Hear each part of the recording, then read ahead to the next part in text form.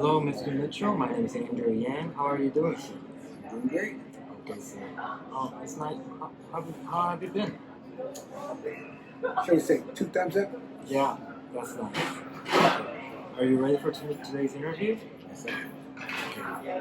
Please, could you introduce yourself? My name is Dr. Donald, shall we say Deacon Doctor Donald from Mitchell, DPA, and I am an entrepreneur. Could you please describe your cancer treatment journey? From the beginning or right now? Which way do you want to go with this? From the beginning. The very beginning, I'm one of those healthy individuals, and I was 68 years old. I went into VA for just a regular checkup, and the attending physician, I guess you would call it, after I interviewed, said, you got cancer. Now, my wife's a nurse. She was sitting next to me, and she really didn't like that bedside posture, if you will. And he asked me, he said, did you hear what I said? I said, yeah. He said, I had cancer. I said, what you want me to do? I fall on the floor and start kicking and screaming? Not gonna happen. So my wife took me away from there, brought me to Northwestern, and she introduced me to a pulmonologist. He took out a cord of my lung, and then he told me, you got all the cancer. You can go home and chill. That was in November of 2018. I never had any type of pain because it was detected young. But through the journey, there was one particular incident that I raised my eyebrow with, and that was that December of 18.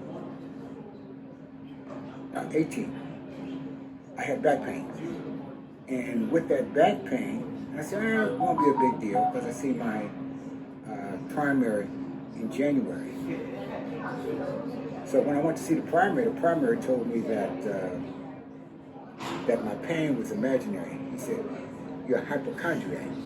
When I went to emergency this time, I'm bent over. Now I have pain. I was going through so much pain at that particular time, I couldn't even figure out how to get out of bed. They introduced me to Dr. K and a radiologist. When I met them, the radiologist told me he shot the Jesus out of the tumor. Dr. Che has put me on several different type of treatments. All of them weren't good. And when I say good, I'm talking about how the body reacts to you. I lost fingernails. I never knew how important fingernails were. You can't pick up nothing without your fingernails. My hair had fallen out.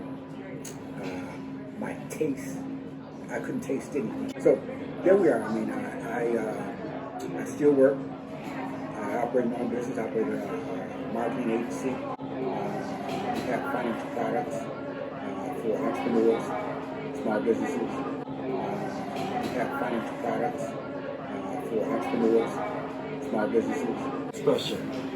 How would you describe your relationship with your healthcare team, Dr. Che's team? Let me say, they're like friends, family. They listen. That's the most important part, they listen. Like I said, my first provider, my primary, if he would have listened to me, I would not have to go through the pain. Just like family, like family. Everyone knows everyone knows everyone's kids, what's going on in their lives and so forth. So, like family. Next question. How did your relationship impact your care and your relationship with friends, family? It didn't. I've been an officer in the church all my life. It just more so tested my faith in what I believe. Our entity has control, so I brought my matters over to him. And just prayed on it and moved on. And just moved in that particular area. I never thought, why me? That never came out of my mouth. When did you feel most encouraged by your healthcare professionals? Northwestern has some great physicians, doctors, and healthcare professionals. Like I said, there was only one incident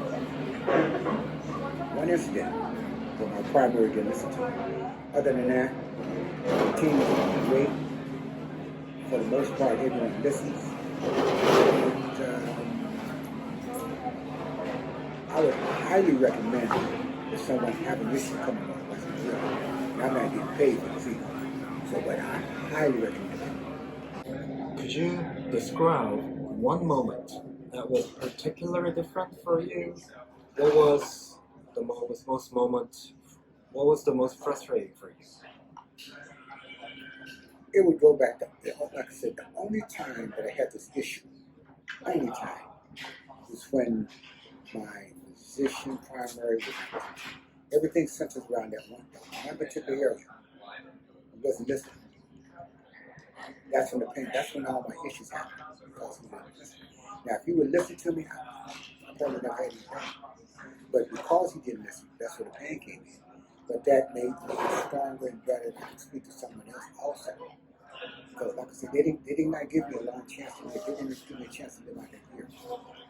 They said, you'll be dead by the year. And matter of fact, VA told me, they asked me a question. Do you want to go ham, prepare to die, or do you want treatment? My wife didn't like the way he said that. That's why I'm here. That type of statement never came about here. Describe one moment that was particularly encouraging.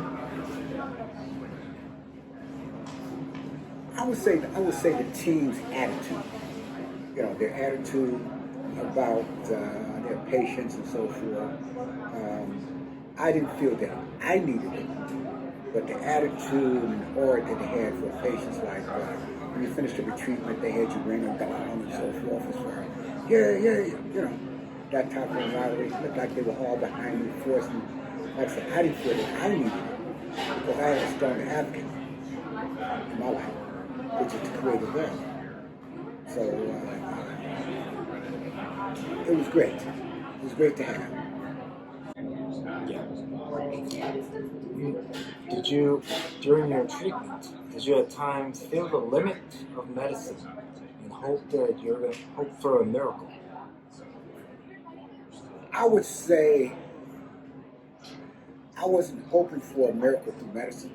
I was hoping, like I said, when I prayed, told my Creator, God, through His Son, Jesus Christ, what my issue was, it was solved.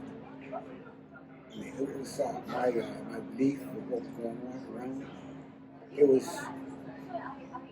something I had to go through. This was my road I had to walk.